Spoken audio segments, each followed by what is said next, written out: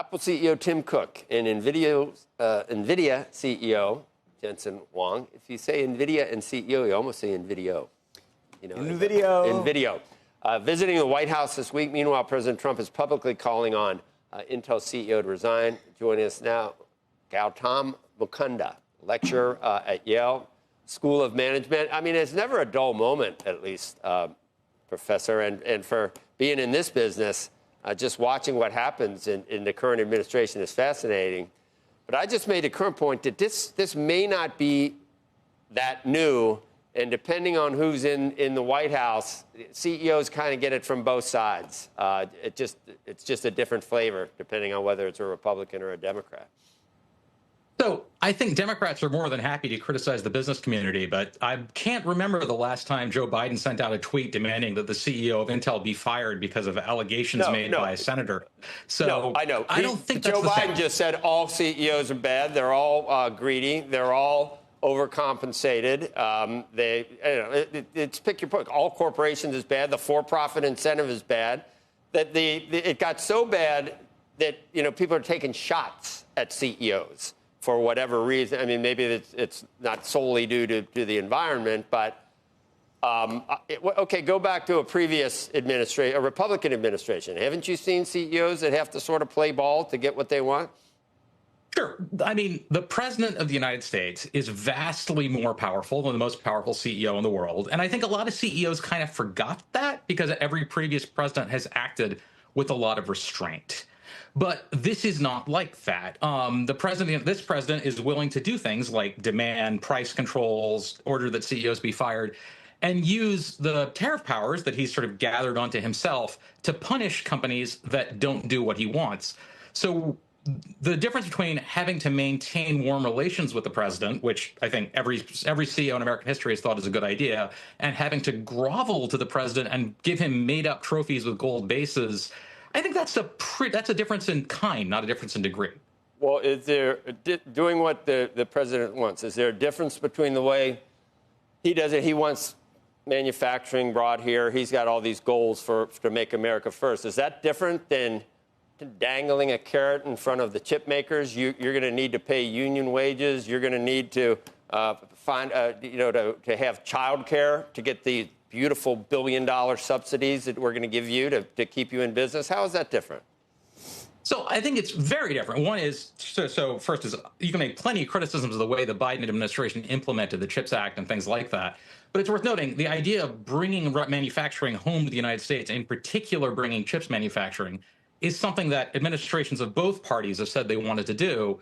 This administration has done something pretty striking, right? It canceled out the most effective subsidies we were using to do that. And at the same time, to actually go back, it's kind of like a joke Ronald Reagan used to make. He used to say that the problem with our administration is that sometimes the right hand and the far right hand don't know what each other are doing. This is an administration that I think often lacks policy coherence.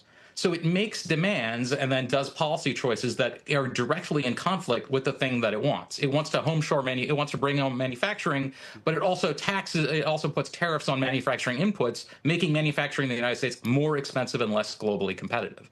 That kind of policy coordination matters a lot. And if it's not done, then you've failed policies and huge costs. I mean, net, you think that this administration is less business friendly overall than the last administration? I imagine Bhutan thinks so right now. That's sort of a fairly unique. Okay, you got the one-off with Bhutan, who has his own issues, and he had his own issues with the board of Intel. And I have no idea. I don't think, how many CEOs are there in the country? This is the first time. This is obviously Trump's not trying to control every CEO at every company. So what makes this so eye-opening is that he's doing it at all to one particular CEO. So maybe there is. Where there's smoke, maybe there is some fire. I don't know. But what happened at Cadence Design and his investments, across the board in so many different, Chinese companies with the China phobia that we have about security and, the eventual, hegemony that China supposedly. Go ahead. I have a slightly different question. And maybe the question is what's more virtuous? I'm going to put it in the context of the Tim Cook gift situation that you were referring to earlier. So there's one perspective, and I don't want to put words in, and I haven't talked to Tim Cook about this, there's one perspective that says it's more virtuous to think long term and say, even if you don't like these policies, or if you think that he doesn't like this president, or whatever it is, that he's better off effectively making nice, if you will, with the president on behalf of his employees and his customers for the long term. And maybe because he does that privately, he therefore gets an opportunity to have influence in some way, right? That's one thought, and maybe that's a rationalized version, but that would be the virtuous thought on one other side. On the other side, you'd say the more virtuous thing to do if you didn't agree with the president is to stand up and say you disagree, knowing that you might die on that hill, if you will. And the question is whether that's short-term thinking, if you will, that won't give you an opportunity to ultimately be long-term. So what is more virtuous, to protect the company longer term, or to stand on the hill and otherwise not do that? So he has a collective action problem. If American CEOs as a whole stood up and said, look, this is disastrous, they have the political influence to stop this from happening. Tim Cook by himself, even Tim Cook, doesn't have to do that. And all he gave up yesterday was his dignity. So he has ethical responsibilities to his shareholders, to his employees. The virtuous thing to do is to fulfill those responsibilities. His first responsibility is not to the American business community as a whole. The people we're really missing here are the coordinating functions, the American Chamber of Commerce, people like that who should be getting the CEOs together and saying, like, hey, enough is enough. This kind of micromanagement, if a different president had done it, people would be up in arms about. Who was there to say that to the Biden administration when every DEI, ESG, quota, wish list, companies were starting whole departments to satisfy the government on its DEI and ESG and climate change prerogatives? That's not as bad? I mean, we just have a failure to communicate here, I think, Professor. You're on one hand, this moral outrage for what you're seeing in this administration.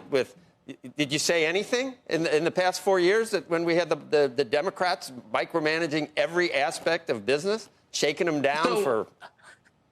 Go ahead. So, Joe, I think if you looked at my record, you'd find I had plenty of criticisms of the way the Biden administration handled these things. I don't know that. But this sort of micromanagement, I've noticed, is pretty different. I actually put a different analogy. Let's say if you were a football coach, an NFL coach, and you had to answer to the fans who are watching on Sunday, screaming at the television, saying, well, I could do your job better than you. That was a dumb play to call. I think you'd probably find, first, that you were pretty upset about that, and second, that was not a very effective way to run a football team.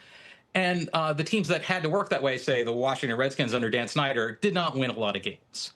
So the Biden administration did a lot of things that one might disagree with, but those were sort of huge whole government efforts. And a lot of the things you're mentioning, Joe, are actually products of the law. They weren't things that the president tweeted out today and that you could buy him off with a trophy to change his mind and distract him with a shiny object. Those are really, really different things. And I'm pretty sure if you pulled those CEOs aside off the record where they couldn't be punished by the president, 100% of them would say that this is fundamentally different.